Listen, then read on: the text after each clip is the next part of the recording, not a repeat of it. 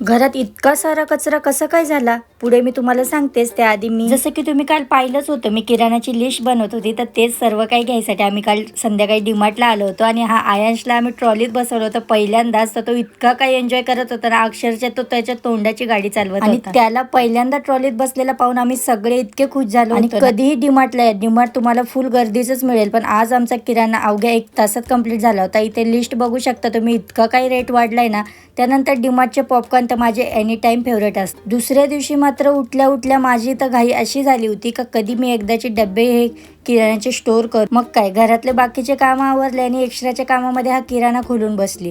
तेव्हा मी सगळे डब्बे चेक केले. डब्बे एकदम व्यवस्थित होते कारण मागेच धुतले होते. तेव्हा मी सगळे पुसूनच घेतले आणि हे पुसायसाठी सगळ्यात जास्त मदत झाली असेल तर माझ्या परीची. हा असा पडलेला पसारा काही वेळात असा झाला जो की डोळ्यांना बघायला इतका सुंदर दिसत होता ते भरलेले डबे. त्यानंतर ही मांडणीचा लुक मी थोड्या वेळात पेपर लावून इतका सुंदर केला. आणि या मांडणीला पेपर लावल्याच्या नंतर डब्बे ठेवायचे होते, पण मला एक एक डब्बा आणायचा इतका कंटाळा येत होता. तेव्हा माझ्या लेकीनी या छोट्या छोट्या हाताने मला इतकी काही मदत केली ना.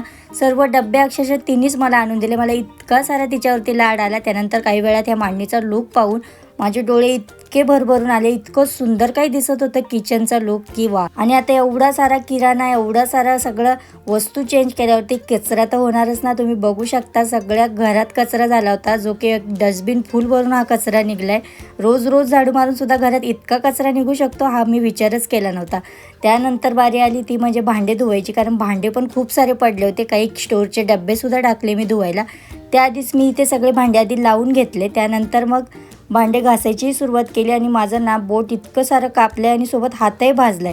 काल माझा दिवस संध्याकाळी इतका बोर गेला, डीमार्टवरून आलं, मला इतकी काही घाई होऊन गेली होती ना, तर तेवढ्यात माझा हातही भाजला आणि बोटही कापलं. स्वयंपाकाला मला अक्षरशः 10-11 वाजले होते. त्यानंतर सगळं घर जेव्हा सेट झालं, इतकं सुंदर लुक पाहून ना, त्यानंतर परीला क्लासलाही सोडायला निघाली मी. परीचा तर मूड नव्हताच, पण तिला म्हटलं बाई तू जा क्लासला, मला अजून खूप सारं घरात काम उरकायचं आहे. तिला क्लासला सोडून मी घरी आली. आजसाठी एवढंच, भेटूया उद्या, तोपर्यंत बाय बाय.